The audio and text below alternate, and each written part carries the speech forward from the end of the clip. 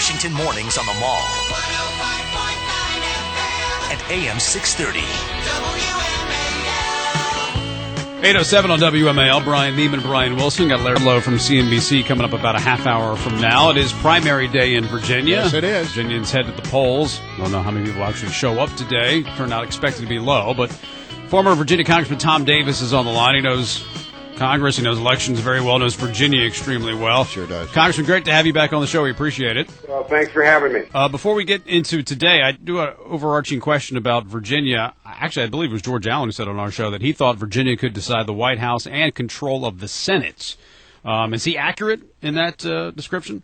Well, the Senate is on the bubble in terms of which party controls it, and we have a Democrat open seat that is up for grabs this year, so he could be right. And in the presidential race, Virginia appears to be very, very tight. You know, it had been a red state consistently since 1964, and then last time Obama carried it by a wide margin, 233,000 votes, 234,000. So he could be right. All right, we have 4 Republicans running today for the party's nominee to go against Tim Kaine for that U.S. Senate seat, Jim Webb's seat, George Allen, as I mentioned, Prince William County Delegate Bob Marshall, Jamie Radke, I guess you would describe her as a Tea Party activist, and Minister E.W. Jackson. George Allen's got to be the odds-on favorite to win this, right? Absolutely. He's won a number of statewide races. He's got the money in the bank. He's got the name identification. And every poll shows him running, mid-60s against 3 other candidates. So he's got to be the favorite. But let me just put a note of caution that it's going to be a low turnout. Yeah. Which tends to bring out the activists, which tend to be kind of anti-establishment. So, that could bring Allen's margin down. But I don't see him in any danger of losing today. Yeah, so I raised that as sort of an outside scenario. If somebody was hyper-motivated and hyper-organized in a low voter turnout election, you can get a surprise. You can, but the problem here is you have the right, basically, the 3 candidates on the right. They can never agree among themselves. Mm-hmm. So they split up whatever that anti-establishment vote is. All right, there's been a lot of fights recently about how to do this in the future for Republicans, convention primaries. What do you think the best way is going forward? Well, primaries allow more people to participate. I always say, do you want to join a church that's chasing out heretics, or do you want a church that's welcoming converts? And as a Republican Party in Virginia that's had some lean times, we need to be welcoming converts, welcoming people into the party. Primaries do that. Conventions are very exclusionary. Just an example, if you're on guard duty in Afghanistan, you're prohibited from voting on a convention process. There's no way you can participate at all. These people deserve a right to vote and a right in the nomination process. Conventions are kept by a narrow group of people who want to hold the party, keep it closely held, and try to dominate it. A lot of people complain. It's a long way to go. A lot of people complain that in Virginia, hey, it's open and anybody can vote, Democrats, Independents, whoever. Can it be changed? Or can you have where you have to be a registered Republican in order to vote in a primary? You can do that. The state could to do that, or a lot of states you have to be registered Republican or Independent to vote in Republican primaries. Democrats couldn't. But you can always shift back and forth. What we found the last few years, people shifting back and forth between the parties, looking for somebody that does something sensible. All right, I want to talk about the Commonwealth of Virginia, changing demographics, and where it's likely to go in this election cycle when it comes time to pull the lever in November. A lot of people look at the demographics and say it's changing somewhat. And that it could be this, as one person has said, Mike Allen of Politico says, the swingiest of the swing states.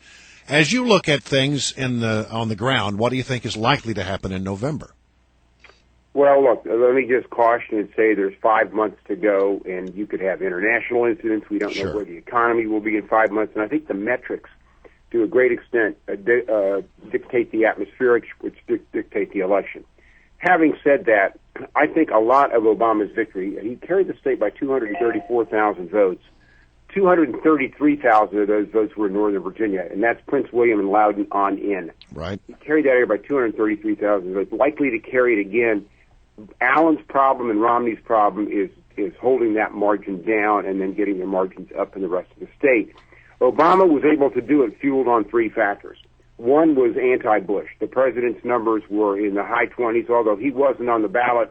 There was just a tremendous backlash, and Virginia has traditionally been a counter-cyclical state, meaning they vote against the White House. 9 straight times our governors have come from opposite party to the White House. Our congressional delegations swing against the party in the White House. And I think that was what Obama benefited from that. He also benefited from a huge African-American turnout, driving it from usually about 14% to 19% of the electorate, and a huge vote in the what I call the education centers, college towns, where he was carrying them by wide margins with huge turnout. He will not get that turnout in college towns this next time. It's just not there. Kids are unemployed. The hope and change thing is they're looking for jobs. Back in graduate school, they have to re-register them. That isn't going to happen. African-American turnout remains a question. He's clearly going to carry it overwhelmingly. Can he drive that turnout again? Perhaps. Then Bush is not in the White House. Obama is in the White House, and unemployment remains at over 8%. That's a problem for him. I think when you put those ingredients together, it gives Romney a very good chance of capturing the state. But I just caution it's going to be close and campaigns matter. And you're saying, if I'm hearing you correct, that the real battleground may be Northern Virginia? Well, every vote's a battleground, but yes, the Republicans have got to tackle Northern Virginia and have got to bring that Democratic margin way down. They cannot let it go like they did last time. And I've cautioned the Romney campaign. Northern Virginia is unique because you have a lot of people dependent on the government for their jobs. Federal workers, federal contractors. Mm-hmm. You start talking this anti-government rhetoric, it's just a non-starter with a lot of people who would otherwise be disposed to vote for you. And secondly, we're very multi-ethnic up here. You have got to be inclusionary. You've got to be pro-immigration. That's the roots of this area now, as you look at it. And the party has got to tone its rhetoric down on that issue. Can I change the topic real quick? Ask a question about the District of Columbia. Sure. I mean, you used to watch over that committee there, and you know better than most how things work on Capitol Hill when it comes to the District of Columbia. Given all that's going on, do you have any thoughts about the likelihood or the willingness of Congress to consider, statehood or perhaps, greater home rule? Well, I think statehood is a non-starter. Greater home rule, I think the city has earned it financially. Unfortunately, because you've had some of these members have acted very carelessly, they really haven't looked back at how this city has changed over the last 15, 20 years since we passed the control bill. The city has the largest surplus of any city anywhere near its size in the country, and fiscally it's been doing a pretty good job.